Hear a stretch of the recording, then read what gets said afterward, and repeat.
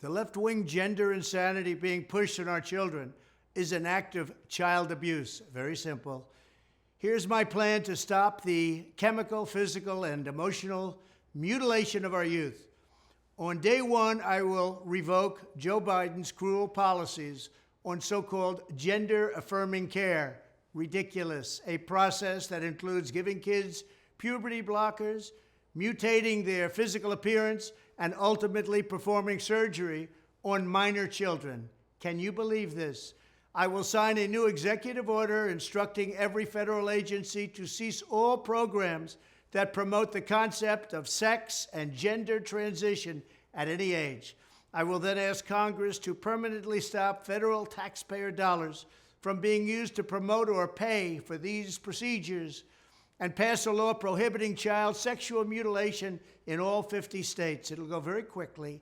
I will declare that any hospital or healthcare provider that participates in the chemical or physical mutilation of minor youth will no longer meet federal health and safety standards for Medicaid and Medicare and will be terminated from the program immediately. Furthermore, I will support the creation of a private right of action for victims to sue doctors who have unforgivably performed these procedures on minor children. The Department of Justice will investigate Big Pharma and the big hospital networks to determine whether they have deliberately covered up horrific long-term side effects of sex transitions in order to get rich at the expense of vulnerable patients, in this case, very vulnerable. We will also investigate whether Big Pharma or others have illegally marketed hormones and puberty blockers, which are in no way licensed or approved for this use.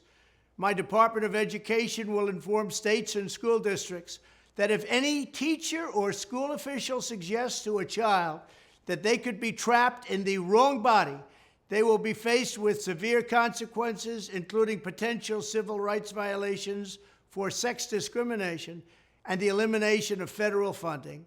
As part of our new credentialing body for teachers, we will promote positive education about the nuclear family, the roles of mothers and fathers, and celebrating rather than erasing the things that make men and women different and unique.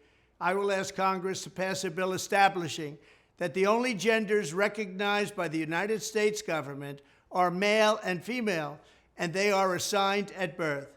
The bill will also make clear that Title IX prohibits men from participating in women's sports, and we will protect the rights of parents from being forced to allow their minor child to assume a gender which is new and an identity without the parent's consent. The identity will not be new, and it will not be without parental consent. No serious country should be telling its children that they were born with the wrong gender, a concept that was never heard of in all of human history. Nobody's ever heard of this, what's happening today.